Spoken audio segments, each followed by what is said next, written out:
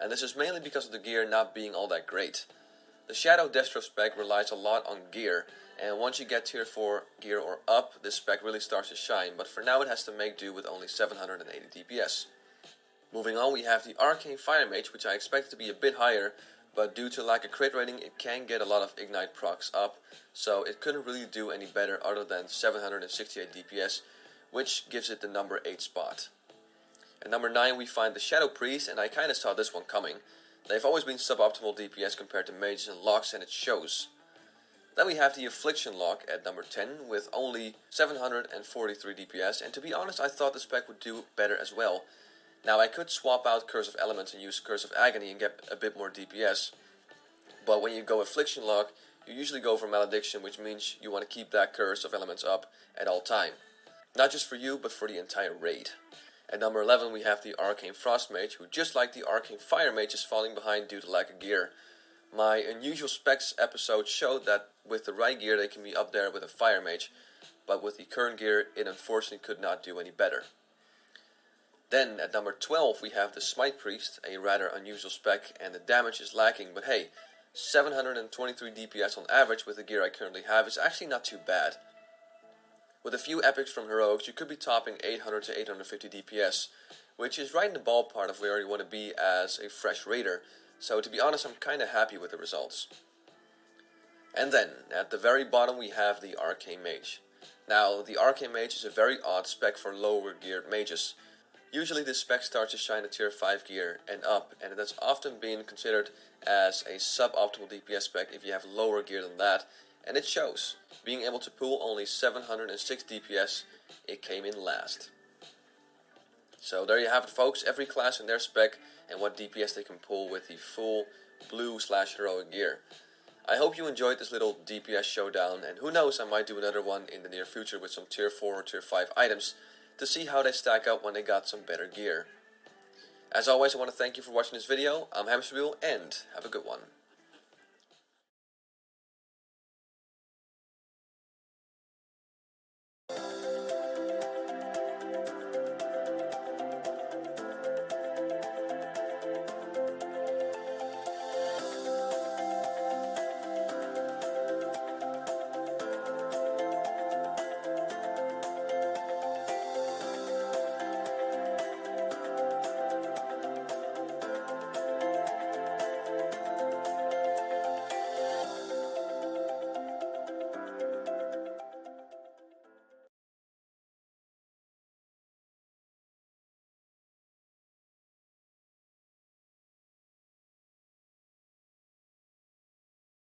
Jeg vil gerne forske i miljøkemi og gøre en forskel.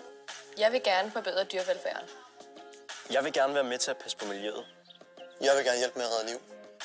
Jeg vil gerne starte min egen virksomhed. Jeg vil gerne gøre en forskel for andre mennesker. Jeg vil gerne være med til at sikre, at vores børn får en god opvækst. Uanset hvad du brænder for, er der en uddannelse til dig på HF og VUC Nordsjælland. Læs mere på vucns.dk.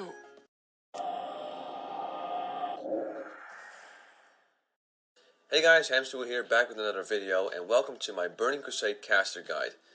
So, you feel like joining a private server, or you already joined one, and you're all about that caster DPS, but you have no idea how viable each class is. Well, fear not, because in this video I will be talking about all the different classes you can roll, and show you their pros and cons, so you can make a well-informed decision on what class you want to pick to raid with. The Burning Crusade knows 5 caster DPS classes, which are Mages, Warlocks, Priests, Balanced Druids, and Elemental Shamans. Each of these have their own unique playstyle, abilities, and they all bring something different to the table. Let's start off with one of the original caster classes, the Mage. Some people call them vending machines, but they aren't exactly slouches when it comes to the DPS. The great thing about mages is that pretty much every single spec is viable in PvE. Full Arcane? Works. Full Fire? Works. Arcane Fire? Works. Arcane Frost? Works. Hell, even full Frost works just fine, and to me that's one of the strong points of mages. While other classes are stuck with one spec and one rotation, mages can go wild with their different specs that all work just fine. So if you get bored of fire, for instance, you can go and respec to one of the many other specs that are available. Their classic task of handing out Arcane Intellect polymorphing to help with crowd control and providing drinks and food to the group are still much appreciated in both early dungeons and endgame content. Not to mention their ability to give 5% extra crit when you're full frost, or 15% fire damage when you're rolling as a fire mage. Mages do have their problems though. They've always had a hard time keeping up with them warlocks, and unlike them, they don't have an infinite mana pool. Mages do have their gem and evocation to keep them going for a long time, but at some fights, Keltas for instance, they do tend to have some mana issues, so they have to break out the wallet and buy some mana potions to keep them going. So in short, their pros are great DPS, the many viable specs, CC abilities, great AoE damage, and the buffs to the group such as intellect and drinks and food. The cons are the mana related issues, and since they're cloth they can be quite squishy. Alright, time to talk about the second DPS caster class that has been with us since WoW Vanilla, the Warlock. Ah yes, in Burning Crusade Warlocks were once again given the mages a good run for their money. With the introduction of the 41 talent tree, you now have some crazy specs to choose from, including Affliction, which is considered to be the best for lower geared Warlocks, Demonology, and the famous Shadowbolt spam spec. I've been raining on Phoenix for a long time now, and it seems that the last spec is the preferred spec for Warlocks, simply because it stacks really well with gear, making them able to dish out 9k Shadowbolts with the right gear and raid consumables. And like I said when I was talking about mages, they have an infinite mana pool because of life tap, meaning they can do DPS for as long as they please. Some healers might not like it that much, but it is undeniably a strong point of the Warlock class. Oh, and by the way, did I mention Seed of Corruption? Quite possibly the strongest AoE ability in the entire game, being able to pull over 10k DPS if the tank can hold aggro and if the packs of mobs are big enough. They also bring some pretty handy buffs to the group, including a Curse, which increases damage on the target, a Soul Stone, which grants a self-rest to whoever gets it, a Soul Well, which provides the whole raid group with health stones, and they can even use their Imp to provide an extra stamina buff when needed. Warlocks aren't perfect though. Unlike mages, they don't have Ice Block or Mana Shield to grant them a bit more survivability, so they are squishy, and even though the Shadowbolt spam spec is the preferred choice, it is a rather boring spec to roll with. So to wrap things up for the Warlocks, we have great DPS, infinite mana pool, buffs to the group, and best AoE damage in the entire game. The cons are the rather boring rotation of some specs, and the fact that they are even more squishy than mages. Let's talk about a caster class that is quite new to the DPS game compared to the other two, the Priest. Usually considered to be the go-to healer class in Vanilla, Priests were finally given the chance to shine in the Burning Crusade with the revamped talent tree that allowed them to finally compete with Warlocks and the like on the DPS meters. The strong point of Shadow Priests is really the buffs they bring to the raid. First of all, they can increase the shadow damage done to the target by 10% because of their Shadow Weaving talent. And on top of that, the target gets an extra 5% spell damage taken by their Misery talent. So if you're a Warlock and you rely on shadow damage, that's an extra 15% damage increase for you. So yeah, the Shadow Priest was a Warlock's best friend. Not only that, with their Vampiric Touch and Vampiric Embrace, they were able to replenish health and mana, making them able to take a little bit of stress off the healers, which is always appreciated. I also really like the rotation of Shadow Priests. Unlike some spec from the Mage and the Warlock, the Shadow Priest rotation really requires you to be on your A game. There's a lot of dots you need to keep track of and refresh, while in the meantime throwing out Mind Blast, Mind Flay, and Shadow Word Death as much as you can. With their reduced melee damage taken in Shadow form and the ability to shield themselves, Shadow Priests are also less squishy than the other two Clothy casters. Then there's the other choice of DPS, a very unpopular one that I had the pleasure of exploring in the Burning Crusade, the Smite Priest. Often laughed at, the Smite Priest is actually viable here in the Burning Crusade, but only for very short fights. They can be great buff bots with their Power Infusion, improved shields, and with a bunch of talents scattered across the Discipline Holy Tree, they could off-heal in an emergency situation. Most priests roll with Shadow, however, since it is the better spec of the two, and I can't blame them. Just like the other two classes, Shadow Priests have some problems. They are usually lacking behind Mages and Warlocks in the terms of DPS, and even with the addition of Vampiric Embrace and Shadow Fiend, they are prone to go out of mana much quicker than Mages or Warlocks. So in a nutshell, fun rotation, great support class, but the downside is obviously the mana issues and the suboptimal DPS. Time to talk about another caster class that is new to the game, the Moonkin. Back in vanilla they were not really that viable. You either needed a crap ton of gear, or your guild was okay with having a wannabe mage that didn't do nearly as much DPS and went out of mana a lot quicker. No, in vanilla you had to go resto. Then the Burning Crusade hit with the revamped talent trees, and all of a sudden, Boomkins were dealing out heavy crits, forever changing their name from Moonkin to Boomkin. That's right, in Burning Crusade, balanced druids were finally viable for raiding, and they are now a great addition to any raid group. First of all, they give the entire group an extra 5% spell crit chance with their Moonkin aura, and their ability to hand out innervates to healers who were going out of mana was much appreciated. Not that the healers got them all the time though, because the mana issues were still lurking around the corner and still affecting the Moonkin class, hence why Tier 4 for instance focused on being able to keep on casting with their Tier 2 set bonus and the amount of spirit that was on the set. It does get better though once you're rocking Tier 5 gear and up. Another thing that was an issue with Moonkins is that with lower gear, it was hard to sustain good DPS. Moonkins were always lacking behind the superior DPS of elemental shamans or mages in lower dungeons, and it's only when they get full heroic gear and start raiding that they can finally catch up with the other classes again. So how is their DPS in actual raids? Well, they're around the middle. Not bad at all, but certainly not up there with an equal geared warlock, unfortunately. The fact that in Moonkin form you have a lot of armor, and the fact that you have bark skin, does make you a lot less squishy than those caster classes who are stuck with wearing nothing but cloth. So, in short, they have good DPS, provide crit and innervates, are less squishy than warlocks or mages, but they have mana issues and they are struggling with DPS in lower gear. And then we arrive at the last caster class that is also fairly new to the caster DPS group, the Elemental Shaman.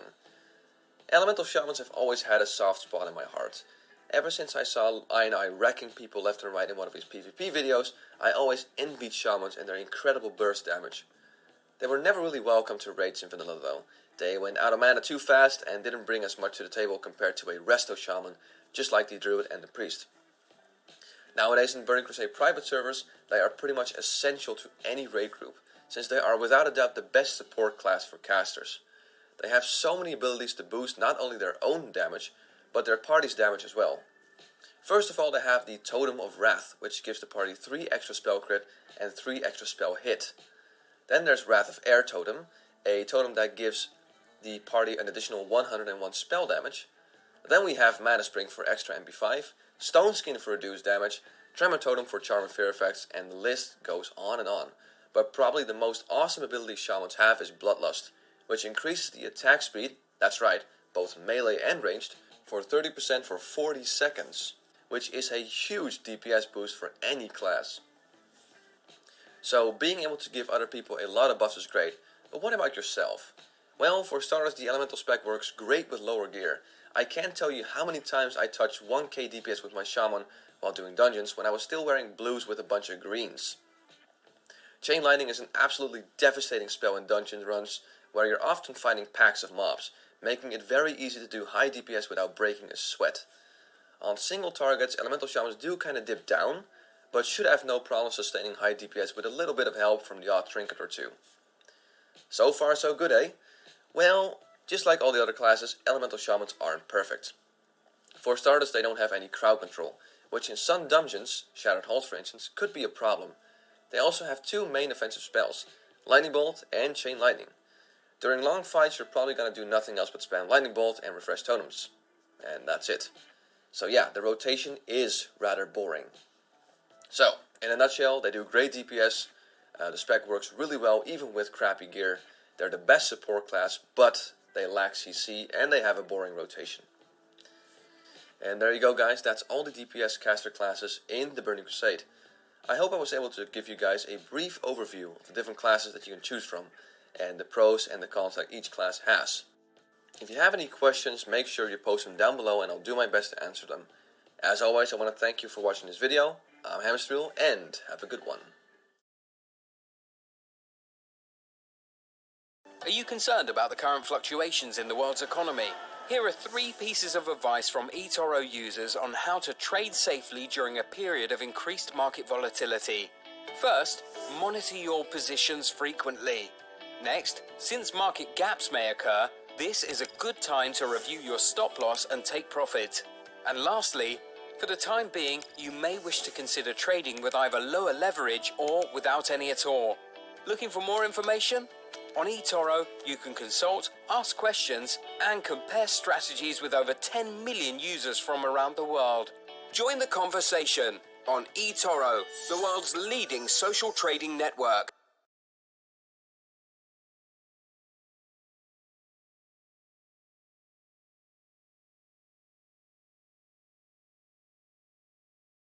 Jack and Plus 500 met online. As an experienced trader, he never thought he could fall in love again.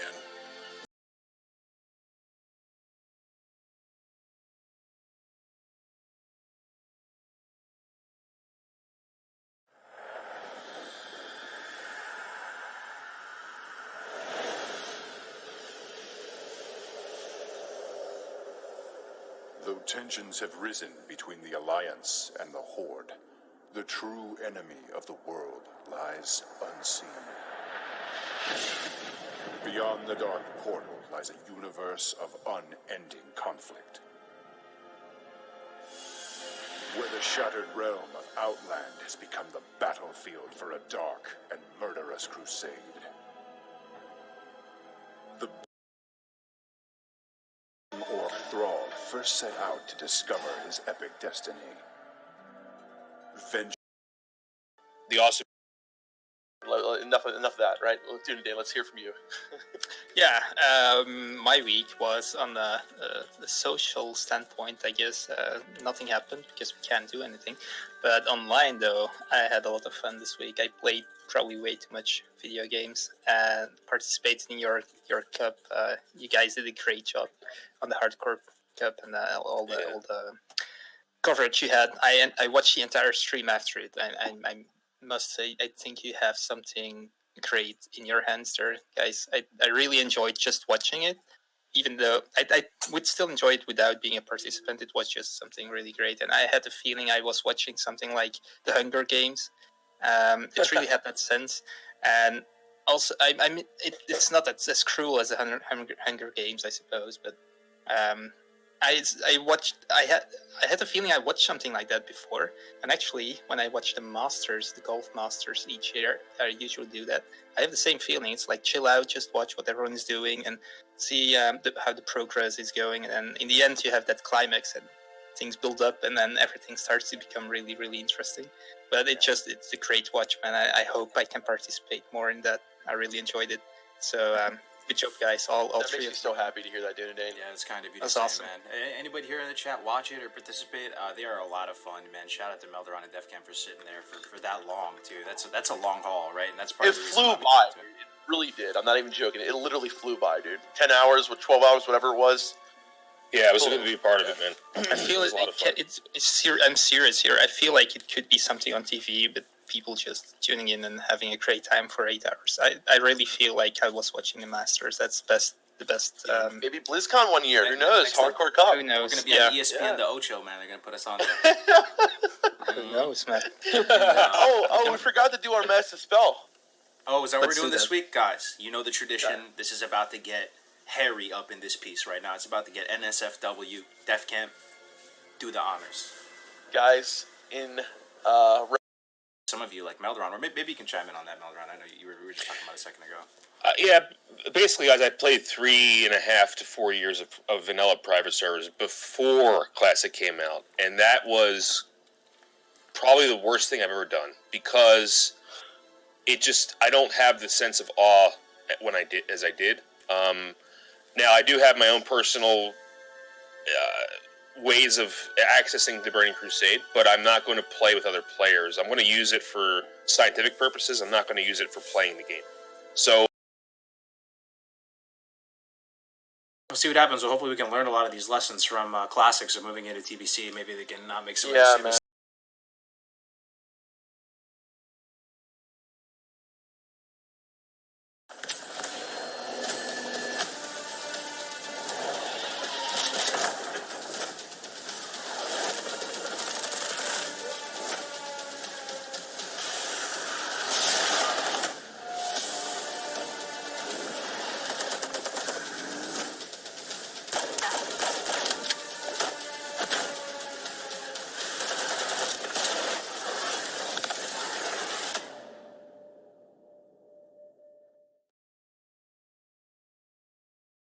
Hvad er kundekroner?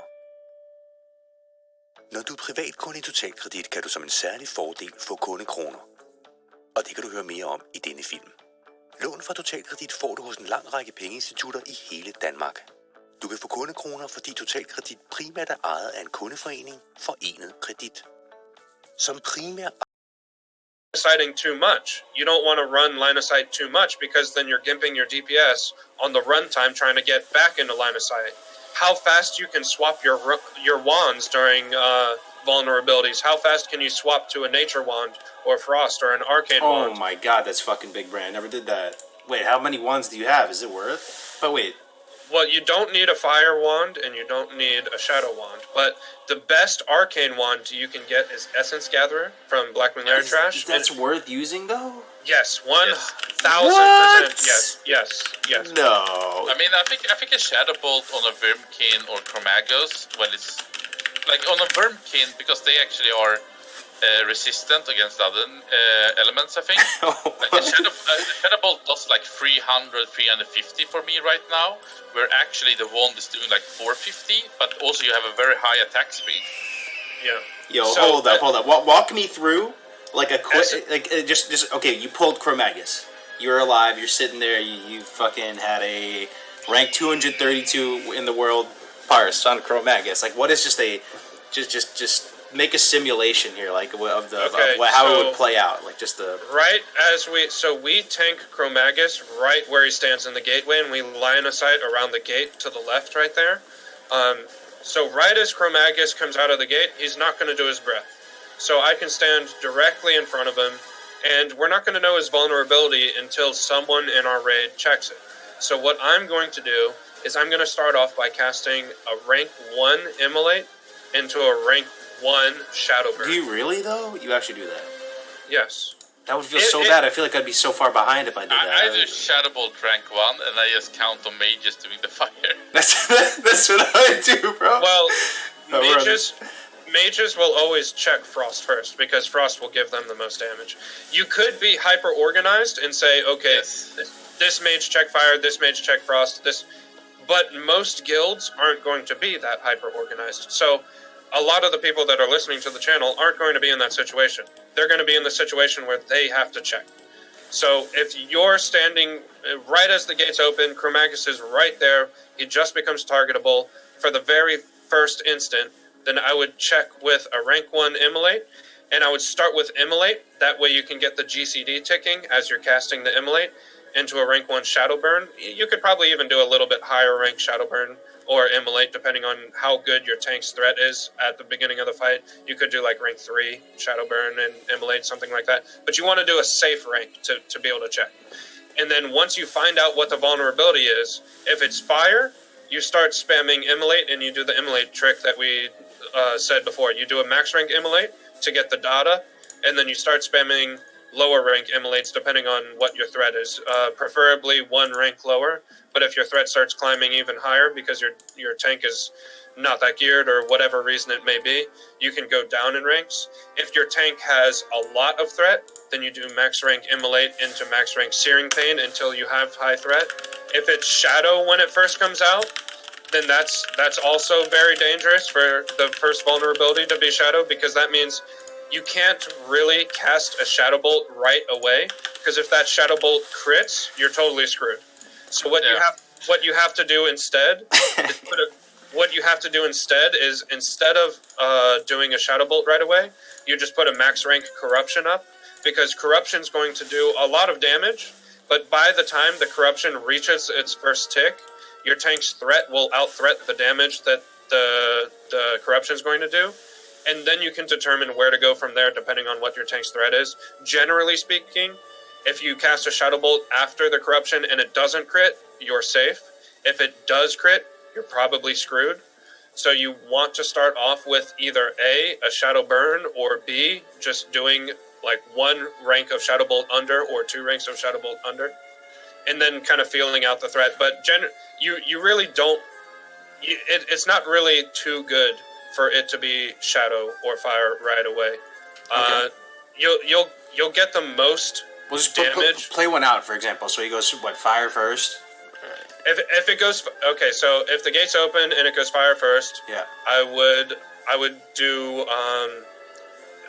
Do I know it's fire? Yeah, you know it's fire. Or am I checking? It's fire. No, Okay. you don't even have to check it. Say you have a weak ore or something like that. You just know it's fire. Let's just play it So out. since I have a very geared and reliable tank, I would just go straight into spamming max rank immolate because my tank does enough threat where that is safe. Although he probably would not do enough threat if it's fire right away. He would probably not do enough threat for me to do max rank immolate into searing pain. Okay. Since it's the very But you first could adapt vulnerability. on the fly if maybe if it looked like you had a Correct. huge threat lead or something, then you switch over to Searing Pain. Okay. If he started climbing up, I would just stop casting immolate and cast searing pain. But if I saw that I'm gaining threat around the same rate as he is, I would just stick to immolate. And if I'm gaining threat at a faster rate than he is, then you want to do the immolate trick where you're doing max rank and then starting to cast down ranks. Dude, this is fucking big. That feel when you realize you've been playing a video game like totally incorrectly for this shit. This is like mind blowing right now.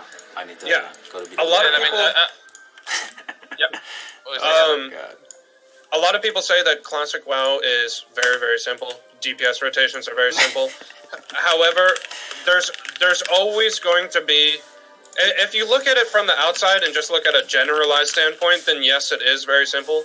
But there's always going to be ways for you to min-max and shine more than the guy next to you. And since the game is more simplistic in DPS rotation, the things that you have to utilize, the tricks that you have to utilize to get one step ahead are very, very min-maxy, very, very minute, and things that you constantly have to be taken advantage of to be able to be consistently better than everyone else. Okay. So let's just keep playing it out. It's fire first, and then what happens? What happens? How does it unfold? Okay, so it's probably going to change vulnerability before the first breath if it's immediately fire. So I would just keep doing what I said before. Immolate if you have high threat, searing pain if you have low threat, and so on and so on. As soon as it changes, if it's shadow and I have high threat, then I would immediately go for a corruption first because your dots, even though they're empowered, are not going to generate more threat than the tank is. And if your dots are generating more threat than the tank, then your tank has some serious issues, either gear-wise or playstyle-wise.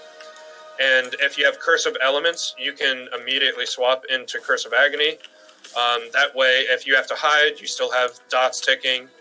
And if it's Shadow, and the breath is coming, let's say it goes from fire directly into Shadow, and you have 7 seconds until the first breath comes out, then you don't want to hard cast a Shadow Bolt. It might be too dangerous. You can just do a Shadow Burn into a Death Coil, or dot corruption, Curse of Agony, Death Coil, Shadow Burn, line of sight right before the breath goes out.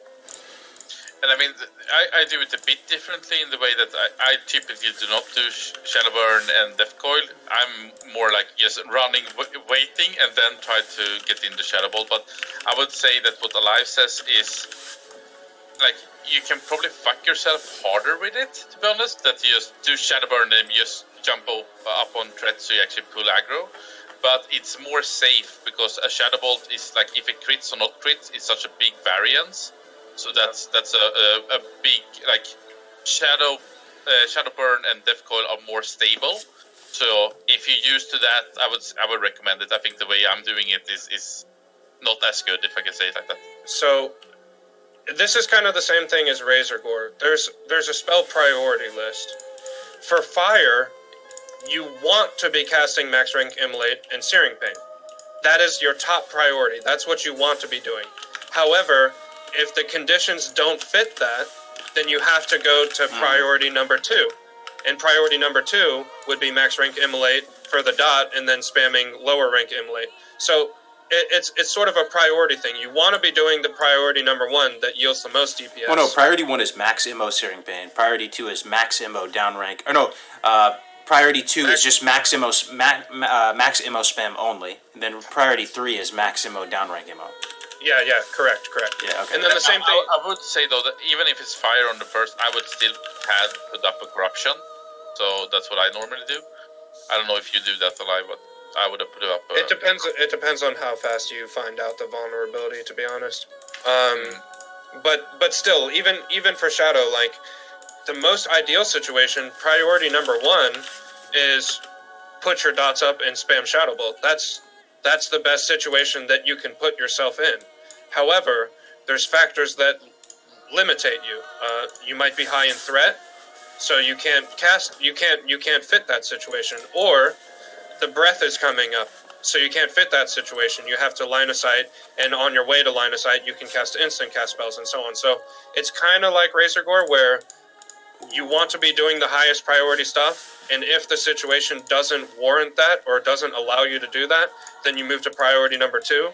And if the situation doesn't warrant that, you move down to priority number 3. Also, and so use on. Sapper. Someone mentioned for fire. Forgot about the shit. Yeah. If the boss is being tanked close enough for you to be in range, yeah. Sapper.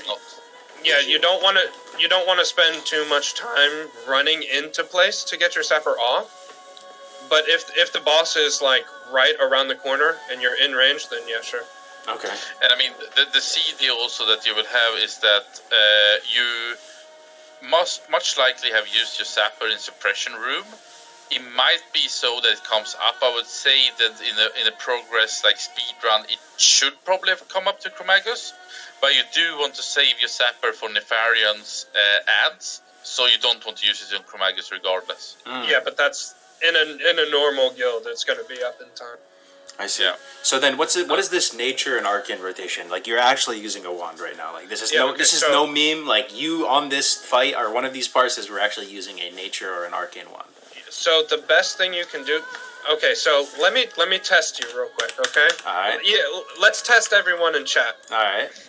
What is the biggest DPS upgrade that you can get for a glove enchant in Blackwing Lair? What's the best DPS glove enchant for Blackwing Lair?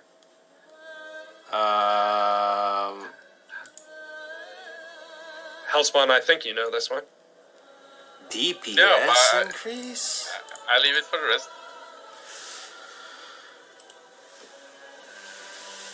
I mean, I don't know, man. The chat's saying agility? Minor mount speed. That's what I have on mine, yo. I'm not gonna lie. I have minor mount speed off my gloves right now. The best stat that you can get on your gloves is agility. Plus 2 fishing. Agility doesn't affect wand in classic though. That's the thing though. Oh, does it not? No, it doesn't. It doesn't. Not on. It's private server thing. But it's still okay. Never mind. I thought it was still affecting it. In private server though, I see where you're going with this. Yeah. A wand is considered a projectile. A wand hit is considered a projectile hit on private servers. So agility would give it crit chance. So all right, but still, the best wands you can use for arcane would be Essence Gatherer. Essence Gatherer for arcane. Okay. If you haven't seen an Essence Gatherer or your healers, where does it drop at? Blackwing Lair trash. Blackwing Lair trash. Oh, okay. It's like 85 DPS or something. So if you haven't been able to get one of those, you can just use Bone Creeper Stylus from Shoulder. Oh yeah, that's arcane. I have that. Everybody has that. And then it's the second best for Shadow, but best tier.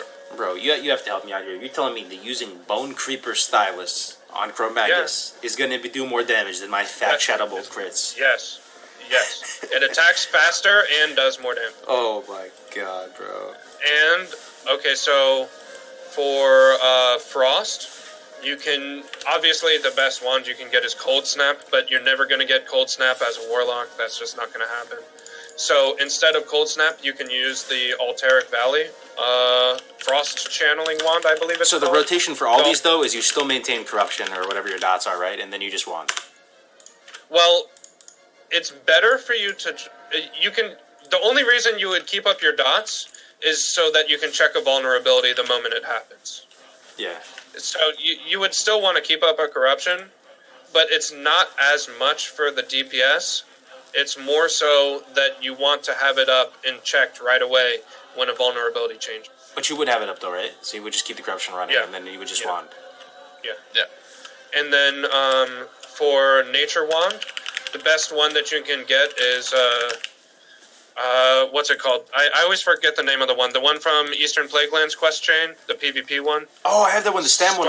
Storm Ranger. Storm Ranger. That's what I mean. But when Zul'Gurub comes out, there's actually a hidden OP item that a lot of people just disenchant. And off of the Spider Priestess, she drops a wand called Meryl's Touch. And it is by far the best poisoned wand that you can get at that tier of content. It attacks extremely fast and does really high DPS. And speed is actually a significant factor in Chromagus because that means that you can time your line of sight a little bit better with your wand attack auto attack timing whenever a breath goes out. So you're telling me there's a reason that you can get these you can be up in the running for these wands, because the wands we was just given to like the healers and people that want them in our raid, like, you know, people. Yeah, I mean, even for the healers, this is something that they could do, because as a priest, you can't do fire damage, right? Yeah. But in Molten Core, a lot of people are just disenchanting the fire wand Crimson Shocker. No one needs it. Who gives a crap? But as a priest, if you're trying to min-max damage and you don't have any healing that you need to do, obviously you want to prioritize dispelling. You want to prioritize whatever your job is for the fight.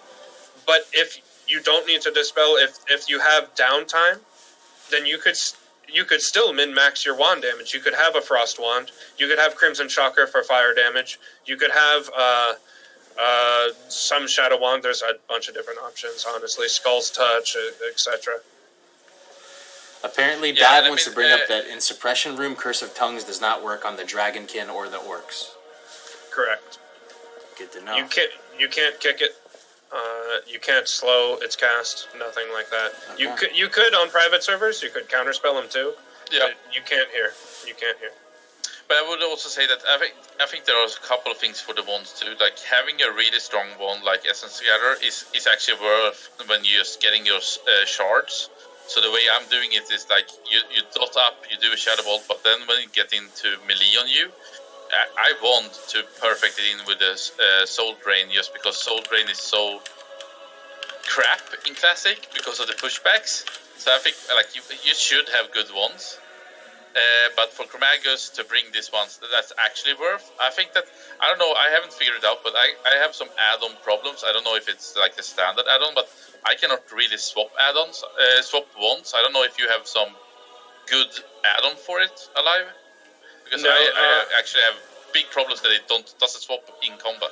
I feel that there's a global on it, right? There's a 1.5 second global, so maybe. Yeah. It's the wand auto attack produces kind of a weird global that kind of can interrupt your swapping. You need to swap like at the perfect time, or else it's kind of scuffed a little bit. Yeah, but I think there should be some add-on also helping you with it, to be honest. And for me, it gets stuck. So I don't know why, but it's weird.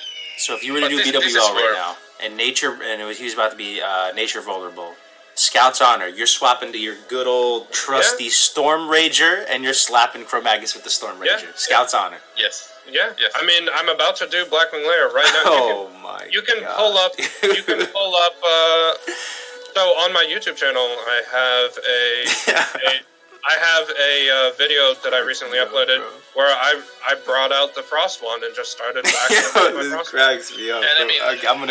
Like, the top mages are doing the same, so they swap into when it's Shadow and when it's Nature Vulnerability too. Yeah. So it goes for mages too, and we do it on the Wormkin packs as well. If the Wormkin packs is like Nature, Arcane, then the mages go on the Arcane one, and we just sit there and wand the Nature one, or whatever wand is the highest damage. Like, if you have Storm Rager and you have Essence Gatherer, then you would go for the Arcane. But if ZG comes out and you get Meryl's Touch, then you would go for the Poison, because Meryl's Touch does more damage.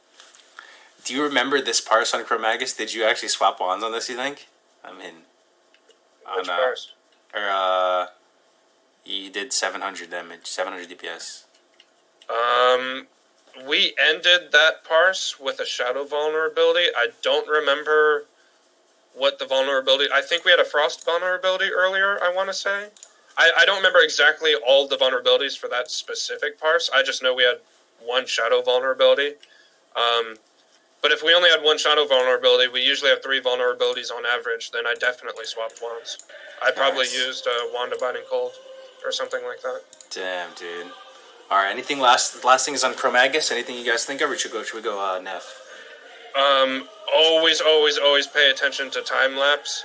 If you have if you don't know what both of the breaths are, let's say you saw the first breath come out and it's anything other than time-lapse, and you're starting to pump your threat, it's fire vulnerable or shadow vulnerable or some sort of damage that you can do, fire or shadow, and you're pumping threat and you get really high threat, then it's really, really important that you pay attention to the second breath. If you go to hide before the second breath and you see Chromagus is casting time-lapse, then you have to immediately move out if you're above the second tank in threat.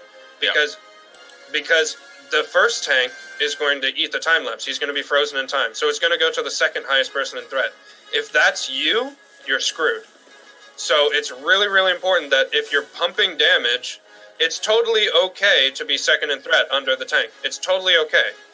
But if you see time-lapse coming, you have to have really, really fast reaction time if you're second in threat. And you have to run out and eat the time-lapse with the main tank, or else it'll go for you and kill you in one hit.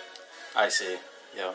And I think adding on that is that on the free pack of Wimkins before it, it's good if you can chill a bit and not have to push your lip. Because if you get time-lapse and those mechanics, it's really important to be able to lip in case it comes from you. Yeah.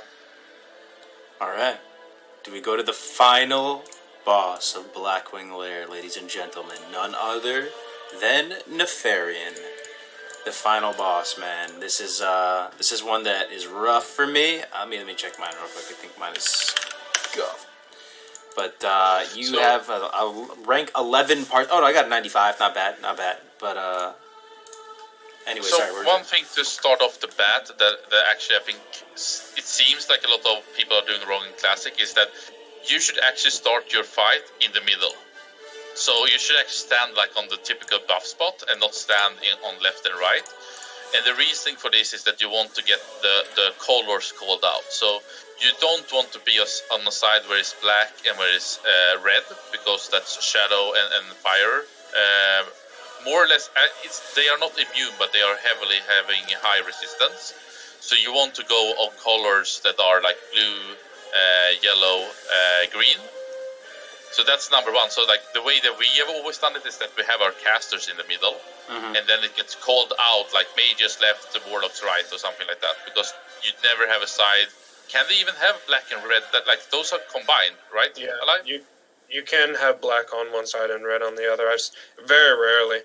But actually, the best way to call it out is you want to have a warlock assigned to each cubby so that they can put Curse of Recklessness up. In our guild, we killed the little... Yeah. It's a DPS increase. Yeah, it's a DPS increase. Isn't both Razorgore and Nefarian phase 1s a set timer? It has nothing to do with your kill speed, right? Well, for Nefarian, especially in guilds that are clearing it slower and not instantly popping the mobs, it's important to at least get the Curse of Recklessness up on the Chromatic mob, because the Chromatic mob, you're going to have such high resistance on it anyway, and you really, really don't want your melee to fall behind. In our guild, it's not a problem because everything dies right away, but in lesser guilds, getting those mobs stacked up can really cause some trouble and cause the healers to put out more mana than what they should be putting out and not being able to conserve it into the next phase, even though sometimes you can drop combat in between phases, which is kind of dumb. But yeah, I would always... Fair enough. I would always put Curse of Recklessness, at least on the big ones. Okay. And if you have a Warlock one in each room to do the Curse of Recklessnesses, then the rest of the casters sit in the middle, and those Warlocks call out, okay, we have green on Throne Room, we have blue on Entrance. Okay, Warlocks go to the blue side, Mages go to the green. And you just call it out that way. That way, if you sit in the middle, you have the least amount of travel time to get to the side that you're supposed to be on. Alright, I'm taking a look at this parse right now. I'm trying to see how much was the ad. So you used the sapper, not even holy water. Okay, I was actually curious. So on this dude, you did seriously a disgusting amount of damage on this. I mean, 958 DPS on this boss. Walk us through a Nef fight, bro. Walk us through a Nef fight. I mean, all the ads come out, you deal with all the ads. Nef comes down. Well, the ads come out. right before Neff dies. They come out near the very end of the No, fight. I'm saying like you did the little gauntlet event at the beginning with all the different with the wormkins coming out and stuff. You kill them all. Oh, okay. Yeah. So for my guild, since the wormkins die pretty much right away, the best thing I can do in phase 1 is just make use of my instant cast spells and my searing pains. Since I don't have an option, I literally cannot cast a shadow bolt against the lesser mobs that spawn in phase 1. They just die too quickly. Mm-hmm. So I searing pain, shadow bolt, keep or searing pain, death coil, shadow burn, and try to keep shadow burn on cooldown. Mm-hmm. And if everything is dead and I'm waiting for something to spawn, then I'll use shadow ward, because Nefarian will randomly teleport around and cast Shadow Bolt, and that Shadow Bolt, if it targets you, can give you spell pushback. So if you have dead time in phase 1, you're best off just putting a Shadow Ward on yourself. And then as soon as you're transitioning into phase 2, you want to stand to the left of the caster team, and you want them to not stack on you. So you want to be in range, or you want to be out of range of the AoE fear, but you also want to be away from your caster team. And the reason that is because a Warlock class call will summon an Infernal down at the place that the Warlocks are standing, and there's a little micro stun that goes off. So you don't want that micro stun to interrupt a heal or anything like that. So you have your Warlock stand off to the side to not interrupt as many players as possible. Mm-hmm. It's basically just the way I'm positioning is that there is a bone and you stand behind and can stand a bit to the right, and you won't get fear if Nefarian is not being moved. I think just on the phase 1 part, as Alive said, typically you kind of like spam your Shadow Bolt and Death Coil and tab at the same time, so you try to get it insta up. You can get in the Searing Pain on the small ones. The bigger chromatics, you do be able to Shadow Bolt on, but if your guild maybe is mid-tier, you probably even can Shadow Bolt once in a while on the smaller ones. But this one is very hard because you need to stand very aggressive and you need to be really on point and like have a mean face on yourself, I would say, to do damage on it, and it's hard. I think going into phase 2, where Alive described the parts with the call, I think one part, the Warlocks are, or not the Warlocks, what are they called now? That you spawn. Those constructs? Oh no! Yeah, okay, yeah. So it's good to know that the Infernals, those are fire immune, right, Alive? Yep. Yes. Yeah. Yeah. So you can't Rain of Fire or Hellfire on them, or even Sapper them. So it's kind of a waste to Shadow Bolt also. Better to have the mages doing that, but that depends a bit on your guild. I think that the last part with it is that remember to do your major mana pot and your demonic rune or dark rune kind of early, because the fight is typically so long, so they will come off CD and you can use it once again. And you don't want to life tap too much. And I think also it's more of a trick for AQ and even more so for Nax, but always life tap once when you can. Like you have used your mana and you life tap so you don't get full mana, but almost full mana. And then you just do it once so you actually have some HP regeneration. Normally healers do heal you, but if maybe it's a stressed situation or your guild are a bit low or have maybe not the best performers, always try to have that you have like 80% life, 80% mana, and that you regen in the end instead. That's a good way of trying to max out a bit, so you don't need to stand and do like a first aid or so. Other than that, just pump. I would say that Nefarian actually is one of the fights where it's possible to pull threat. Like it actually is. Especially if you're Alliance. Why is that? Horde, you meant? No, as Alliance, if you get a Paladin class call and it bops, then you can generate higher threat. Oh shit! Damn, feels weird, man. Alliance talk. But I would say at this very current part, even if you have full BVL gear, probably you cannot pull aggro. But when the Sulguru patch actually was announced that it's coming the 15th of April, so that's soon. That's it's 8 days from now. With the Bloodvine, I would say actually it's possible to pull aggro on Nefarian. Damn. Yeah, for certain. Yeah. So it seems like the most important thing with getting a good parse on Nefarian, man, is connecting with all these bone constructs at the exact same time. With this Sapper, the Holy Water, bro, this does 220.9 DPS. It's 23.04% of damage. I mean, of course, I knew that going into this, but you must have had a really nice connection here, right? This is... Well, I mean, I don't ever move towards the constructs. And, well, sometimes I have to move just a tiny bit, but generally speaking, we kite the constructs to a specific spot, which is usually right on the casters anyway. Yeah. Because you don't want the casters to move because they'll lose DPS. So you can actually life tap or do something that will put you on GCD while also Goblin Sapper charging and not moving. Or in between Shadow Bolt casts and not moving, and so on and so on. And most always, you'll have a Blessing of Protection off cooldown as well. So when you know that the ads are being kited over to you, you call for Blessing of Protection.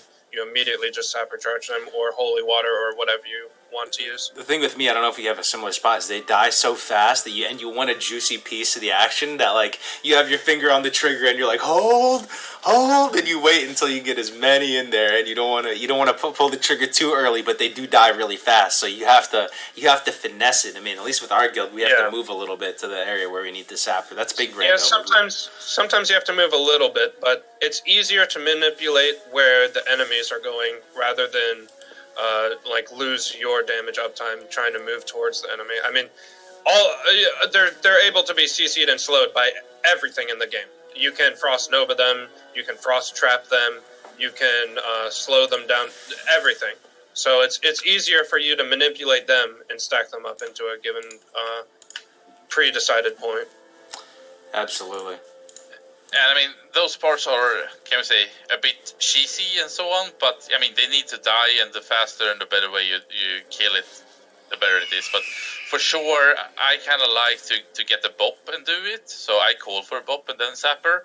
And the other way is to do it even a bit more cheesy, that you kind of wait it in so they are like 60% and then Sapper. That's kind of the same way as Core Hounds packs in Molten Core, that when you do the double pull before Magmadar, then you do a Hellfire, and then you finish it off with a Sapper Charge. But, does that make anything going faster, you being better, and the guild performing better? I guess it's more fun things more than maybe, and log things more than actually being... Do you guys have an opinion on Sapper versus Holy Water? I've always heard Holy Water is better because it scales with spell power, but who really has time to go get Holy Water? I guess Progress would, though, if they that's the type of guild that you would. Holy Water's really not that bad to get because there's a lot of mages that are like boosting Strat Undead or grinding Strat Undead for gold, or you could just get a group to go do it. There's plenty of people looking to get a piece of gear off the last boss there. I would say Holy Water is really not that bad at all. There is a little bit more of a delay on it just because of the animation. But the way we do it, it's being dragged over us anyway, so it's more convenient for us to do Sapper the way we do it. But I would say that Holy Water would yield more damage output if the stars aligned and the AoE hit absolutely everything and all the mobs were stacked up perfect for it. And I would say Holy Water is better. It's just more convenient to use Sapper. I see. So you have a little room for even improvement on this World 11 parse, man. Well, it all depends on how we're moving the mobs.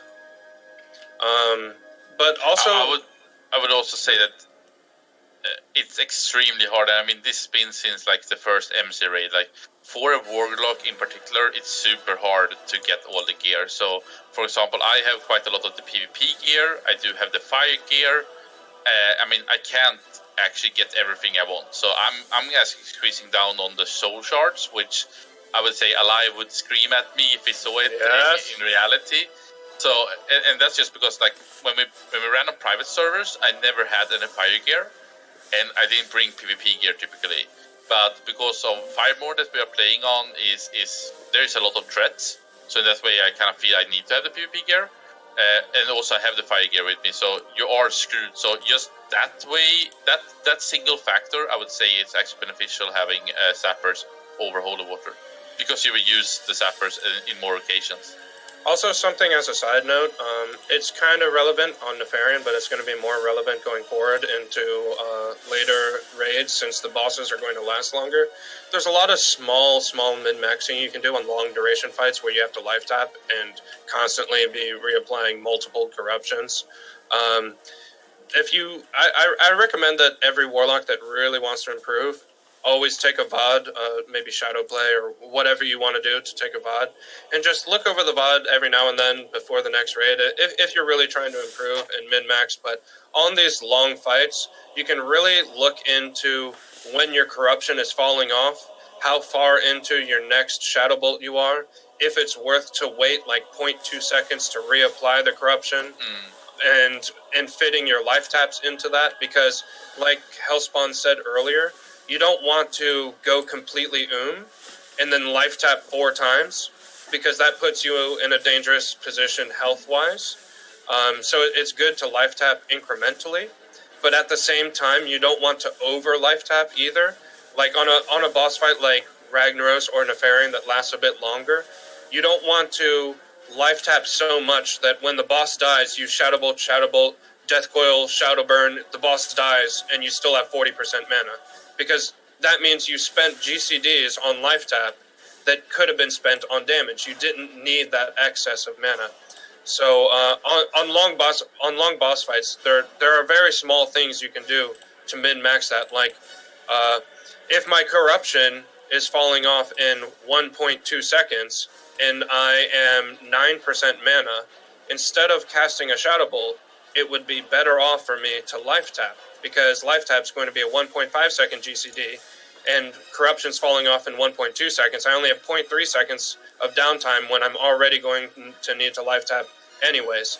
And then there's a bunch of little tiny scenarios like that where normally in a very, very short fight, they wouldn't really matter.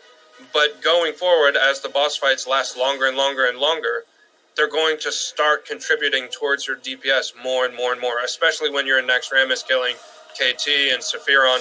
If you can determine when you should life tap, when you should reapply corruption, when you should wait on reapplying corruption, if you should cast another Shadow Bolt or life tap, if you can get experienced enough to know all of those situations, you can see incremental DPS increases the longer the fights go on. And this one is something that even when Alive does, like how to parse in BVL, or when you just watch a fast speed run, or you look at the logs and you deep dive into it, this is almost, I would say, a bit beyond that, because it comes from experience. So when I'm nuking on Ragnaros, I'm always calculating, will I be able to do a Shadow Bolt, a Death Coil, and a Shadow Burn SN? If the answer is no, in my sense, I life tap. And sometimes you like, God damn it, I didn't do it right, so don't get off the Shadow Burn. Or sometimes you end up with too much mana. I would on a guesstimate say that me and Alive probably hits, if we world buff, probably hits 95% of the finishers. But it do happens, and also it comes into when you lose your world buffs mid-run, then you actually need to adjust, because then you have a less mana pool, which really hits you that you run out of mana earlier, which requires more life taps, which changes the pace on how you life tap. So, like, if you don't have world buffs, probably in Nefarian you do quite a lot of double life taps. If you have world buffs, you probably do single life taps. It's like, I can't almost describe this one. I think the only way you could describe it is that you, in the live case, like me in the live, we're watching his VOD, and then we talk about did we right or did we wrong or how did we think. That's the only way that we can like educate ourselves on these ones. But we are down to like the nitty gritty. But I think that here is where you can squeeze out 5 to 10% extra. Yeah. So these are about cursing or casting a curse and corrupt early, standing on the tanks and the hunter, and how you actually finishing it together with the mana, can say, control. What's it called? Management. Yeah, the mana management. That's probably the big difference. It's not about how hard you hit the Shadow Bolt button. It's how you manage all of your resources. Health is a resource. Mana is a resource. Threat is a resource. All of it needs to be managed, and that's